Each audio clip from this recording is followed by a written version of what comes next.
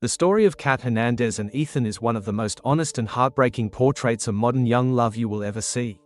On the surface, it is a simple story: a girl meets a boy, they fall in love, and they try to make it work. But just beneath that surface lies a powerful and painful truth. This is not a story about a dramatic breakup or a terrible betrayal. Instead, it is a quiet, careful study of how a person can destroy something good, not because they don't want it, but because deep down, they do not believe they deserve it. Kat and Ethan's relationship is a masterclass in self-sabotage, driven almost entirely by Kat's cripplingly low self-worth. To understand the collapse, we first have to understand the beautiful foundation that was built. Ethan was, by every measure, a good guy. He was kind, patient, and utterly devoted to Kat. He saw her for who she was, the smart, creative, and beautiful person behind her defensive armor, and he loved all of it. He communicated his feelings openly.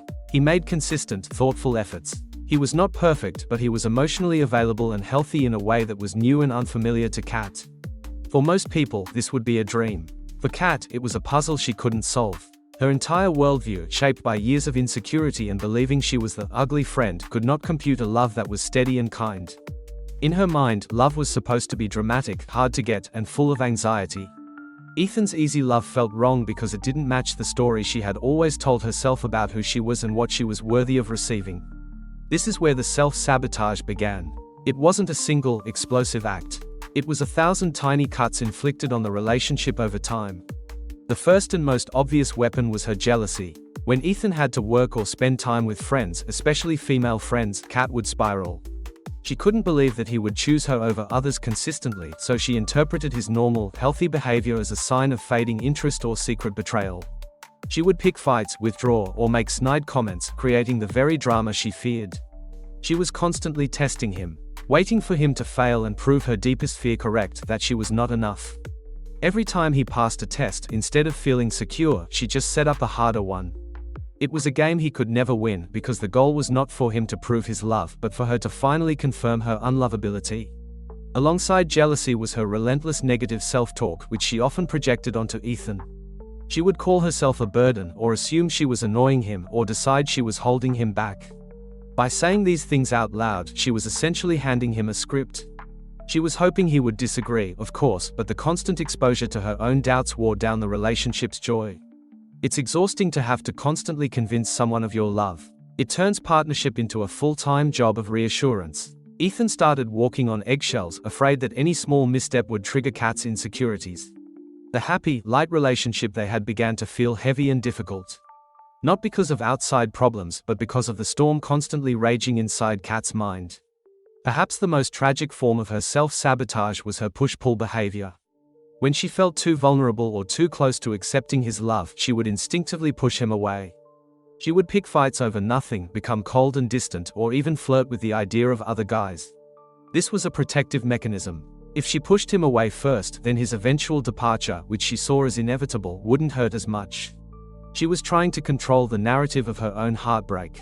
The problem is, this behavior creates a self-fulfilling prophecy. By pushing Ethan away repeatedly, she introduced real instability and pain into the relationship. She was hurting the person she loved, making him confused and resentful, and damaging the very bond she was so terrified of losing. In the end, Ethan did leave. And from Kat's perspective, this was the final proof her low self-worth needed. See, that inner voice would say, "You were right all along. You are too much. You are unlovable. You ruined it." It confirmed her core belief. But the tragic irony is that she wasn't right about her unlovability. She was only right about ruining it. Ethan didn't leave because Kat was inherently unworthy of love. He left because the exhausting cycle of insecurity, testing, and emotional withdrawal became too much to bear. He left because of the behavior that stemmed from her low self-worth, not because of her essential self. This is the crucial, painful distinction that people with low self-esteem miss. They confuse their behavior with their identity. Kat believed she was being her true, flawed self. In reality, she was being a version of herself twisted by fear. The story of Kat and Ethan is not a villain and victim story. Kat was not a villain, she was a prisoner of her own mind. Ethan was not a victim, he was a young man who, despite his best efforts, did not have the tools to dismantle walls that Kat herself was constantly rebuilding.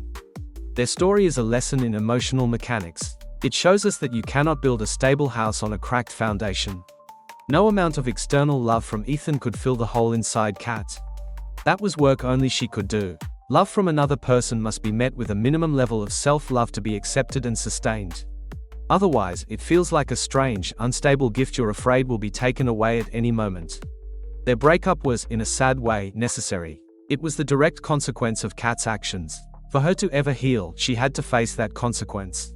She had to sit alone in the silence of losing a good man and finally ask herself the hard question, why did I do that? The path forward for Kat is not about finding another Ethan. It is about becoming her own Ethan. It is about learning to be kind, patient, and devoted to herself. It is about building her own self-worth from the inside, brick by brick, until she can look at a healthy, loving relationship and not see a threat, but a home. In the end, we watch Kat's story not to judge her, but to recognize a part of ourselves or someone we know. It's a mirror held up to the quiet ways we undermine our own happiness. It teaches us that the greatest enemy of love is often not outside forces, but the war within. Before you can truly accept love from someone else, you must first call a ceasefire with yourself. Kat's journey is a painful reminder that sometimes the most important relationship we will ever have is the one we have with the person we see in the mirror every single morning.